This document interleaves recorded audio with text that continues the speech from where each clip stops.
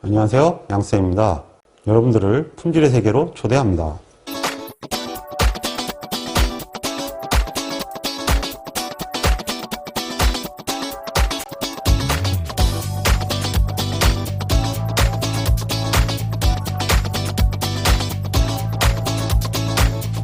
이번에는 품질관리 수법과 품질혁신 활동에 관한 사항입니다.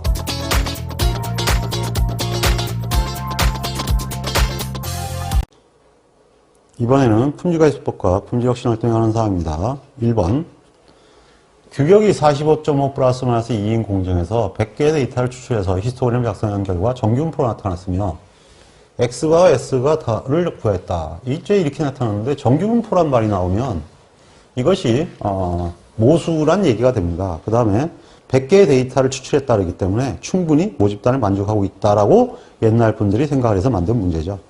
예. 그래서 그냥 무조건 이 정규분포가 들어갔다, 다른 얘기가 들어갔으면 관리 상태다. 그러니까 그것은 표준이다. 이렇게 받아들이시면 되겠습니다. 묻지도 따지지 말고 그냥 그렇게 하세요. 맞냐고요? 글쎄요. 저는 퀘스천 마크인데 해도 뭐 그렇다고 그러니까 뭐 우겨봐야 남는 게 없지 않겠습니까? 시험이니까 그냥 그렇게 받아들이십시오.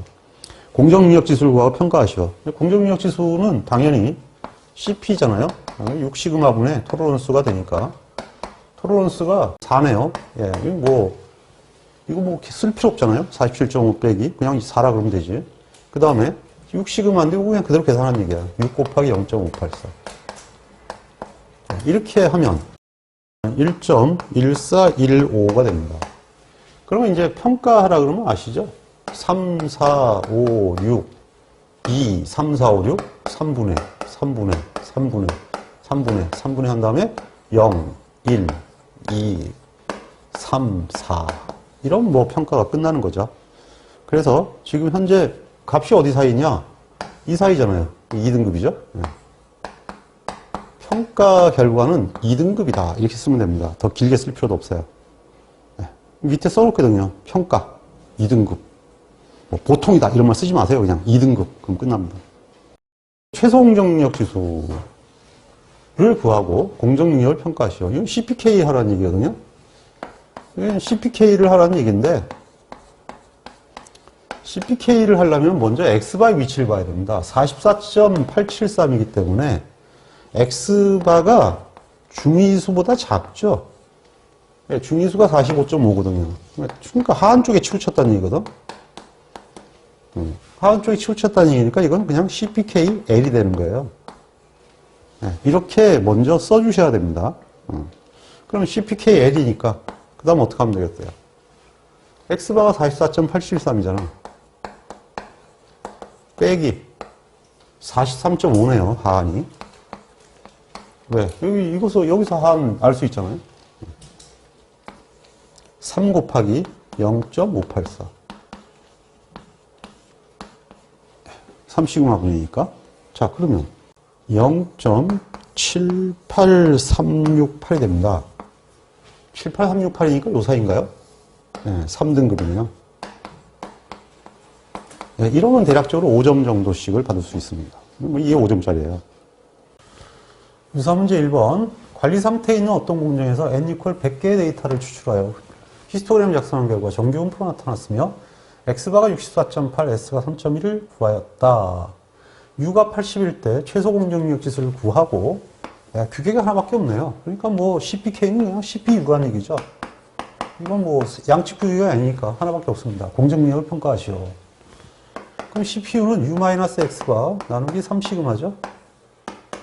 U가 80일 때 X바가 64.8이라고 그랬고 S가 3.1이라고 했습니다. 관리 상태라 했으니까 시그마로 보면 되죠.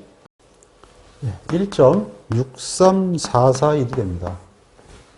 그럼 이건 뭐 1.67보다는 작으니까 공정능력은 1등급이 되죠. 공정능력 지수는 능력은 1등급이다. 이렇게 평가하게 되겠네요. 한번 공정력 지수의 등급별 평가 범위를 쓰시오. 이렇게 나와 있죠. 매우 우수, 보통, 나쁨, 매우 나쁨 이렇게 돼 있는데 0, 1, 2, 3, 4가 나와 있잖아요. 그럼 아까 얘기한 대로죠. 뭐 6, 5, 4, 3, 2, 그 3으로 다 나눈다. 그렇게 하고 나서 여기다 집어넣는다. 0, 극한, 1, 2, 3, 4. 나왔잖아요. 그러니까 이게 값을 쓰면 되는 거예요. 여기가 0등급인데, CP가 1.67 이상입니다. 2.0은 아니에요. 1.67 이상. 6 시그마란 얘기고, 2, 3은 다 0등급입니다. 1.33에서 1.67. 이렇게 쓰는 걸 원칙으로 하고 있습니다. 그 다음에 2등급은? 2등급은 여기죠. 1.00이죠. 1.00, 1.33. 부등호 주의하세요. 이 노인네들은 그냥 거버립니다. 연속이란 관점도 없어요, 그 사람들은. 그 다음에 3번은 당연히 여기죠. 여기니까 0.67, CP 1.00 이렇게 돼야 되고, 4는 그죠? CP는 0.67보다 작다가 돼야 되죠. 이렇게 되는 거죠. 0 써야 되는 거 아니냐고요? 그건 관계없어요. 저도 잘 모르겠는데 옛날부터 이렇게 책을 써놨더라고. 그래서 그런가 보다 하는 거죠. 뭐. 원래는 CP는 1보다 이 규칙이 이거밖에 없어요. 이런 규칙 외에는 아무것도 없습니다. 클수록 좋다.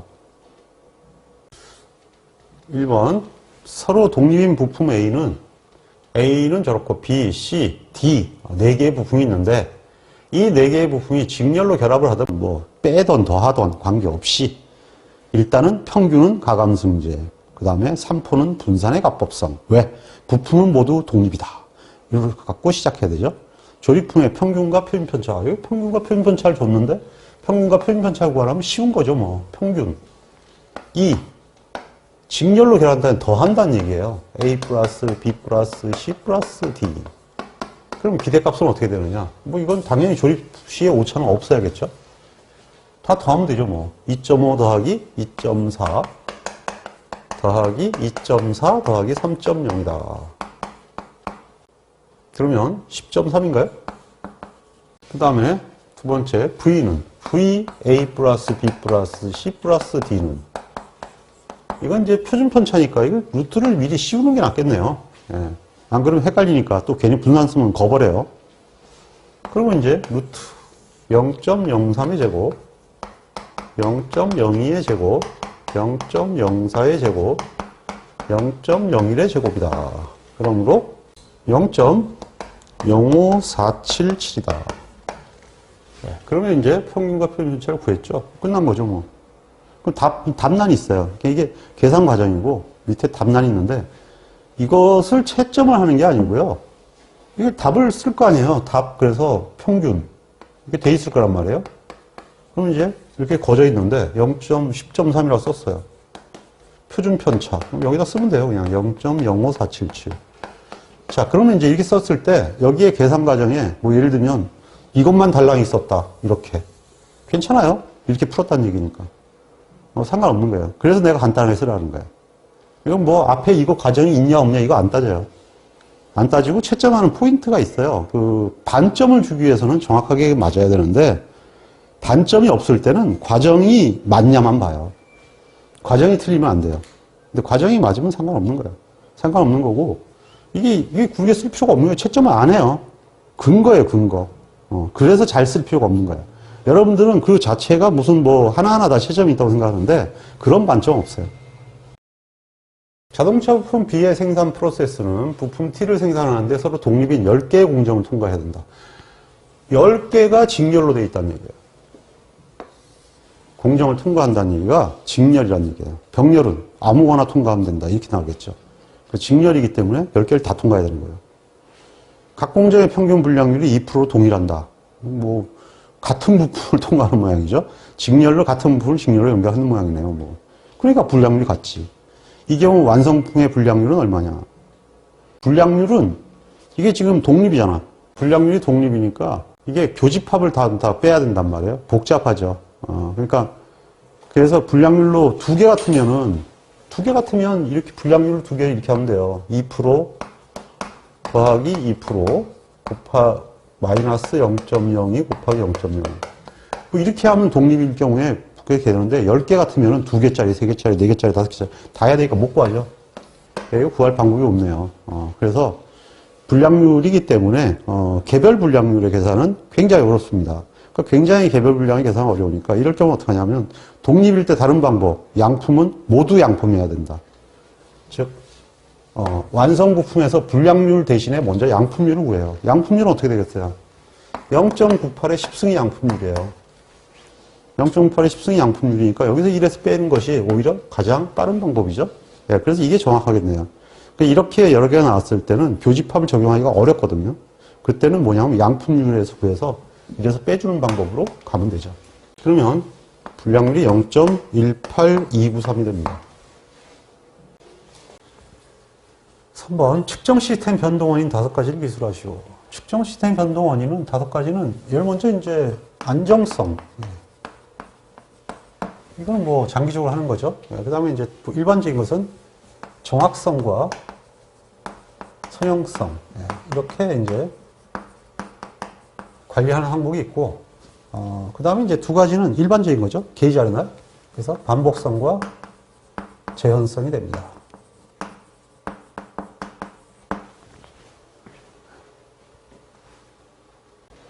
자, 이번에는 식스시그마 문제입니다. 식스시그마 문제도 혹관 출제들이 되고 있습니다.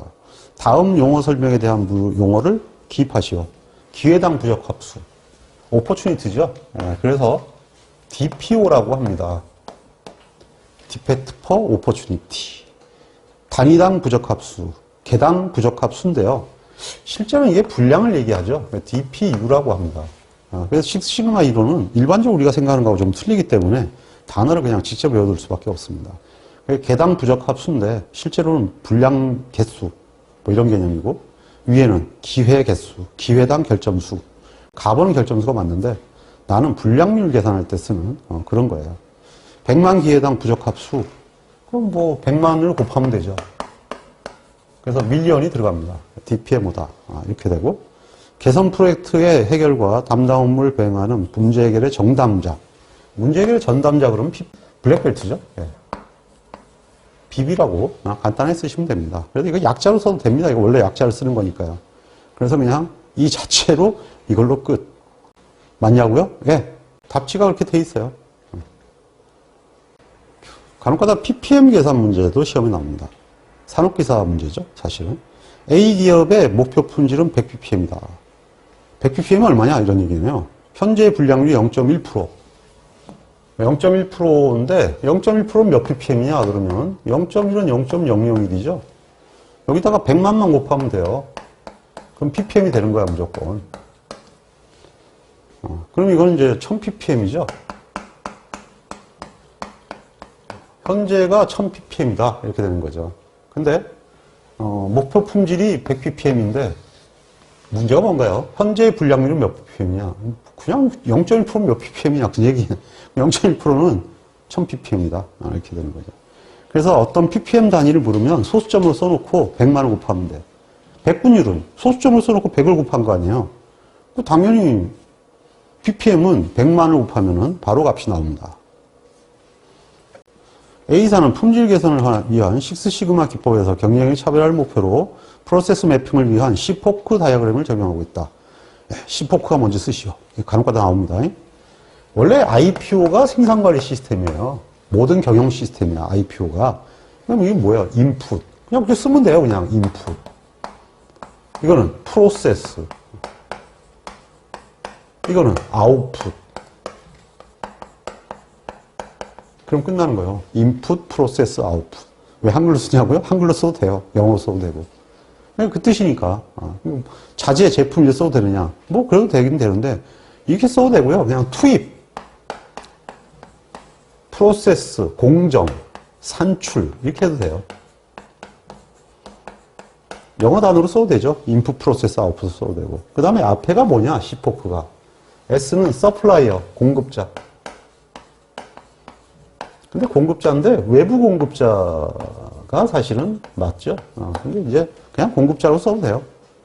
협력업체 그렇게 써도 되고요.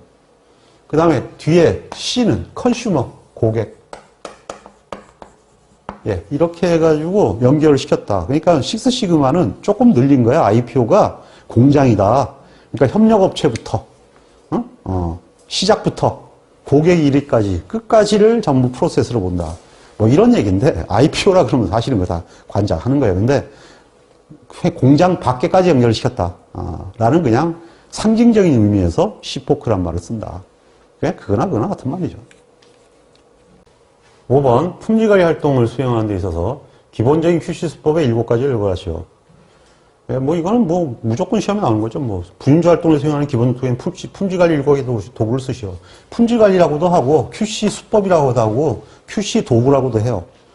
그러면 이제 무조건 7가지 이거 다 써야 되거든. 그래서 특히 파산층을 체크하여 관리하시오. 이러면은 이제 사실은 빼먹을 게 없어요. 특성 요인도, 히스토그램, 파레토, 산점도, 층별, 체크시트, 관리도. 이렇게 되면 이제 7개가 되죠. 뭐, 원래 관리도 대신에 꺾은선 그래프, 이것도 맞는데 그런 거 외우지 마세요. 그냥 관리도로 하세요. 당연히 신QC도 나오는데, 뭐, 산업기사에는 QC가 많이 나오고, 신QC는 간혹 나오는데, 그래도 이것도 출제 빈도가 높아요. 이것도 뭐 보통 3년에 한 번 정도 나옵니다. 외워야죠. 연예계 친구 P는 성매매했다. 자, 그러면 이제 끝났죠? 연관도, 에로우 다이어그램, 개통도, 친화도, 친구 P는 PDPC, 매트릭스도, 매트릭스 데이터 해석. 용어도 알고 있어야죠. 예, 그렇게 해서 이제 7개를 쓰면 절대로 틀릴 일이 없습니다. 친화도는 KJ법이라고도 하죠. KJ법이라고도 합니다. 그 다음에 뭐 연관도는 관련도라고 하는 친구들이 있는데 그거 일본 애들 한자를 쓴 거기 때문에 그거 거버립니다. 그냥 일단 용어이기 때문에 이것은 7개 용어로만 정확하게 알아두십시오. 그러니까 도를 붙이고 안 붙이고는 상관없어요. 근데 기본적으로 용어를 다른 건 쓰지 말라. 이게 계속 잘 나온 것만 골라놓은 겁니다. QC 분임조 활동의 전개에 관한 활동에서 품질 활동의 6가지 필수 사명. 필수 사명이니까 이것이 바로 뭐냐면 KPI야. 분임조에서 PQCD, SM 보통 이렇게 얘기하는데요. 그냥 순서는 QCD를 먼저 놓고 뒤로 놓은 거지. Q는 뭐겠어요? 품질, 코스트, 퀄리티, 품질. C는 코스트, D는 델리버리, P는 프로덕티비티. 프로덕티비티예요. 생산성.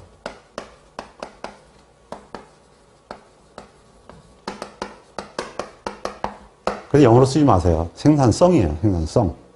응? 생산. 그런 건 틀리는 거예요. 그 다음에 S는 당연히 세이프티죠. 안전. 그 다음에 이건 모럴. 동기부여. 그래서 PQCD SM으로 하는데 이거는 이제 뭐냐면 분인조니까 집어넣은 거고요. 사실 P가 뭐예요? P가 사실은 코스트인 거야, 이거. 원가 절감이지. 생산성이 올라가면 원가가 줄어드니까. 근데 이제 현장 사람들한테 너무 돈을 얘기하면 좀 그렇잖아요. 효과 금액 얘기하는 것 같고. 부담을 가질 것 같으니까 P라는 걸 댄 거고, 그 다음에 그렇게 되면 너무 딱딱하니까, 야, 니들 안전하고, 그 다음에 니들끼리 좀 즐겁게 뭐 보낼 수 있는 거, 뭐 출근율 올리는 거, 이런 것도 어떠냐? 그래가지고 이제 모럴이 등장한 거예요. 그래서 PQCD SM입니다. 그래서 사실 P를 맨 앞에 꺼내놓죠. QCD를 뒤로 넣어. 그래야 너무 회사가 요구하는 것 같지 않거든. 6번, 분임조 활동 시 분임토익 기법으로 사용되고 있는 집단 착상법의 4가지 원칙. 뭐, 어떻게 된 거냐? 저거죠. 당연히, 브레인스토밍의 4원칙. 시험에 엄청 잘 나오거든요. 이거 뭐 1년에 한 번씩 나옵니다. 이게 무조건 알아야 되는 건데, QC법과의 도구하고 이거만큼 잘 나오는 게 없어요. 산업기사에서는. 땡큐가 되는 거지. 나오면 바로 뭐예요? 다연히 비자 나왔다. 그럼 이제 다 끝난 거예요. 다다익선. 이렇게 써도 되냐? 돼요. 연상, 비판 언금, 자유분방.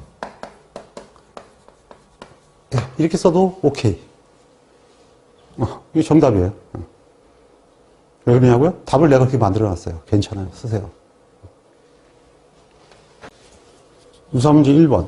현장 개선 활동에 효과적인 OS 활동에 대해서 기술하고 간단하게 설명하시오. OS 활동에 대해서 쓰는 거네요. 근데 이게 제목이 여러 가지예요. OS에서는.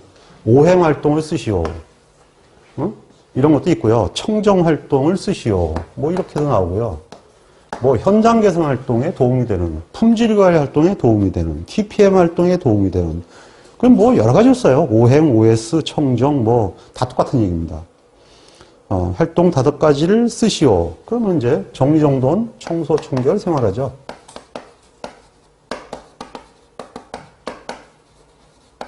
열 생활화. 뭐 습관화로 외우시는 분도 있고 여러분들 계신데 그냥 생활화가 제일 일반적인 얘기입니다. 그게 가장 일반적인 얘기고요. 정리란 불필요한 것을 버린다. 원래 이 뜻은 아니지만 그냥 그렇게 돼 있대요. 정리 간단하게 키워드만 얘기하는 거예요. 정돈 사용하기 좋게 한다.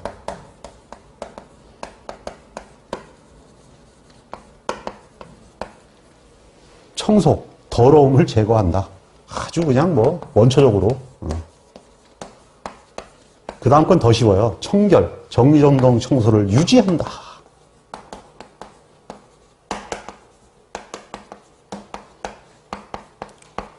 생활화, 이건 더 쉽습니다. 정리정돈 청소 청결을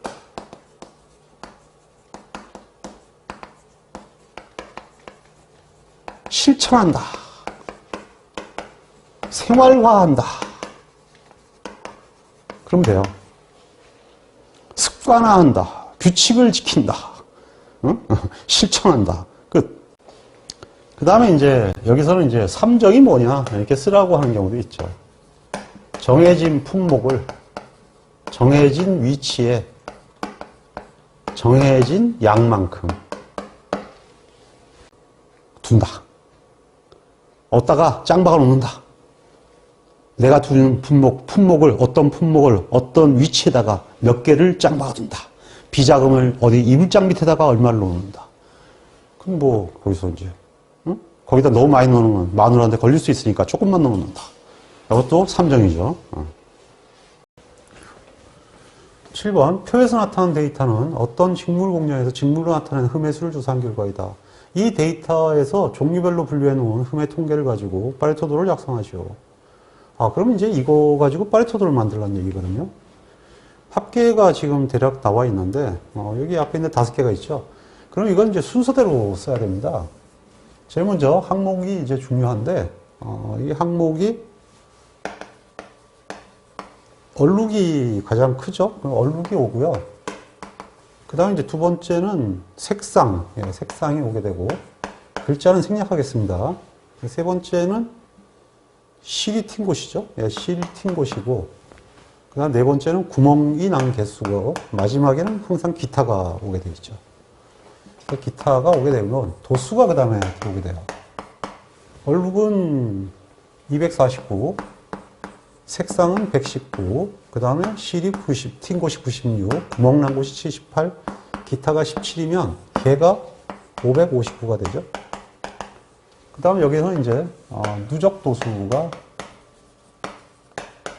되겠죠. 249에서 더하면 368, 더하면 464가 되죠. 그 다음에 더하면 542, 그 다음에 559가 됩니다. 자, 그러면 이제 누적 상대 도수는 여기를 전부 다 559로 나누면 되는 거죠. 그래서 44.54, 65.83, 83.01, 96.96, 100이 됩니다. 자, 이제 이게 이렇게 됐으면, 그 다음에 이제 칸이 이렇게 주어져 있는데요.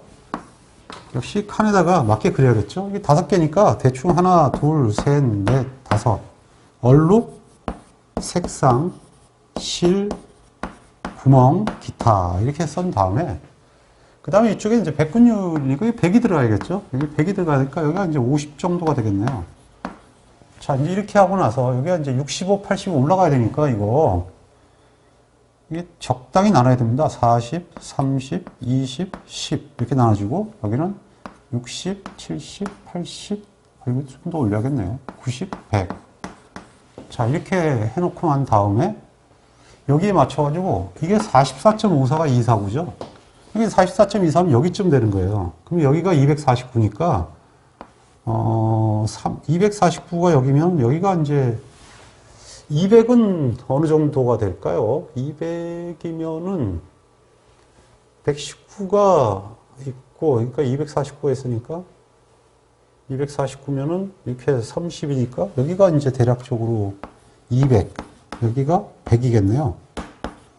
여기가 이제 300 정도가 되면 되죠. 네, 300. 그럼 여기가 이제 도수가 됩니다. 그럼 이렇게 되면 비슷하게 그으면 돼요. 249니까 여기서 딱 거서 얼룩. 그 다음에 119니까 여기 색상.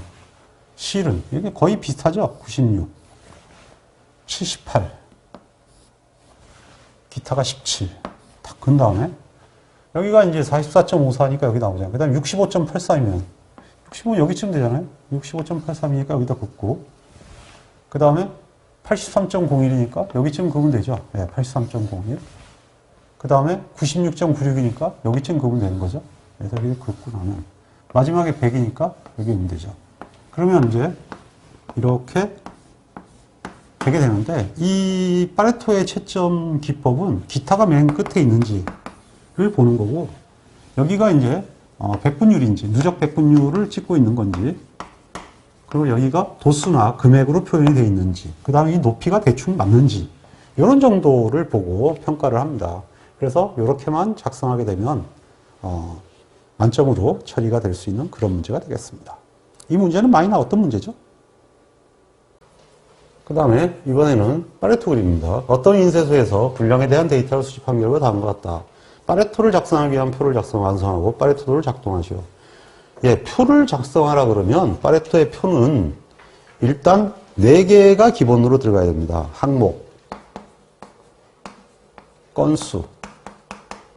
이제 항목 중에서는 순서대로 들어가는데요. 제일 큰 게 뭐냐 하면 이잖아요. 먼지 분량 50. 그 다음에는 두 번째로 큰 거는 인쇄 분량이네요. 인쇄 분량이 35. 그 다음에 얼룩 20. 됐죠? 그 다음에 이제 잉크 15. 그 다음에 뭔가요? 파지가 15. 접착 미스가 10. 칸이 없네요. 그리고 기타가 5. 뭐 이렇게 일단 항목과 건수가 들어가야 되고 그 다음에 뭐가 들어가겠어요? 그 다음에는 누적 건수가 들어가야 돼요. 그러면 50, 85, 105, 120 잉크하고 파지가 같네요. 135 접착 미스 145 기타 150 150까지 이제 다음은 딱 맞는 거지. 그 다음에 뭐냐 하면은 상대도수인데요. 이게 백분율이에요. 누적 백분율. 누적 백분율인데, 이렇게 쓰면 그냥 상대도수. 이게 상대도수예요. 백분율이. 그래서 이제 그걸 쓰게 돼 있는데, 이거 왜 해야 되느냐? 그래프 두 개 갖고 왔거든. 건수와 상대도수를 갖고 그리기 때문에 이 두 가지를 같이 해야 되는 거예요. 이건 이제 150으로 다 나누면 되는 거지. 마지막에 100%가 되겠죠? 그래서 이게 100%가 되고, 앞에는 이제 하나씩 들어가면 되죠? 그러니까 제일 처음에 50이니까 150으로 나누니까 이건 33%죠. 예, 뭐 이거는 그냥 33.3 이 정도만 써도 됩니다. 이거 자체까지 쓸 필요 없어요, 이거는. 퍼센트니까. 그 다음에 85면 56.6, 7. 그 다음에 70.0, 80.0, 예, 90.0, 96.7. 뭐 이렇게 되네요. 이제 이렇게 해가지고 이제 다 그리게 되면 이제는 다 끝난 건데 보통 이렇게 표가 있고요. 이게 표가 있으니까 이렇게 하고 그 다음에 이런 칸이 하나 있어요. 여기에 이제 들어가면 되는데 이게 지금 몇 개냐 하면 7개 아니에요. 7개니까 대충 끊으면 돼요. 하나, 둘, 셋, 넷, 다섯, 여섯. 아이고 망했다가 아니고요. 그냥 7 이렇게 하세요. 괜찮아요. 그냥 순서로 쓰는 거예요. 먼지. 다 써야겠죠? 먼지 분량. 그 다음에 인쇄 분량. 그리고 얼룩, 파지, 얼룩, 잉크 번짐. 순서를 잉크 번짐 먼저 놨죠? 파지. 그 다음에 접착 미스, 기타. 이렇게 쓰시면 되고요. 여기는 무조건 상대 도수예요. 100%. 100%니까 여기에 뭐가 돼요? 이거 50%가 되는 거죠. 그러면 이제 여기는 10, 그러니까 20 정도가 되겠네요. 여기는 이렇게 되는데 여기는 밑에 표기할 수 없어요. 그냥 50, 100만 이렇게 해놓으면 돼요. 표기할 필요 없이. 그 다음에 여기가 지금 50%가 33.3%잖아. 여기란 말이에요. 30. 여기가 지금 뭐냐면 누적 수가 이게 50인데 대략적으로 33을 3등분 해야 된단 말이에요. 그럼 3등분 하는 게 여기가 33.3이면 대략적으로 한 요 정도 되면 50건 하면 되나요? 그럼 이제 여기만 표기하면 돼요. 이게 50이니까 여기가 25 정도 되는 거지. 그러면 여기가 20 정도 되잖아요. 10, 20, 30, 40, 50. 나머지 여기는 쓸 필요 없어요. 그럼 여기서 50이니까 50 이렇게 해요. 그 다음에 35개잖아요. 35개면은 이게 20이니까 여기가 30, 40이잖아. 그 사이쯤 들어가는 거죠. 25가 여기란 말이에요. 여기쯤 되는 거 아니야. 그냥 이렇게 커요. 그 다음에 20이죠. 20이니까 여기를 그으면 되는 거지. 그 다음에 양파가, 잉크하고 파가 15건이잖아. 그러니까 15건이니까 이것보다 조금 밑에다 이렇게 거요. 대충. 그 다음에 접기가 10건이죠. 10건. 기타가 5건이란 말이에요. 이렇게 거요. 기타는 무조건 맨 마지막에 와야 돼요. 주의할 게. 기타는 크더라도 맨 뒤에 옵니다. 이건 여러 개 합산한 거거든요. 이게 딱 그러면 끝이에요. 그 다음에 여기는 하나 그대로 떼고, 그 다음에 85인데 56.7이잖아. 이제 50이 그러니까 60, 70, 80, 90, 100이란 말이에요. 60은 아직 안 됐잖아요. 그러니까 밑에다 좀 거요. 70이죠. 70이니까 여기네.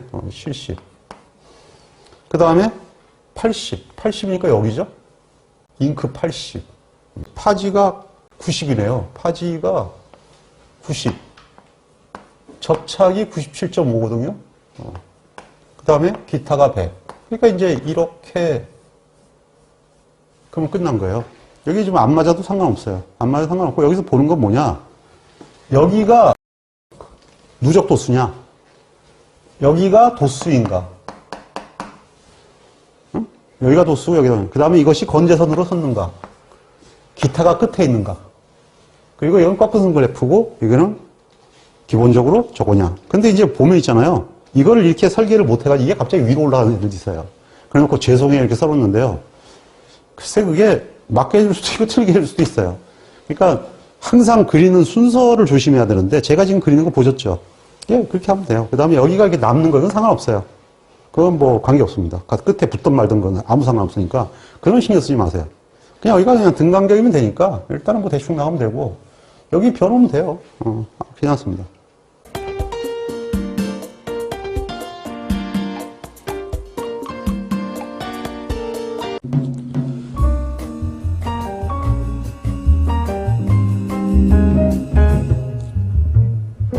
품질 경쟁력은 제때 제대로 행하는 것입니다.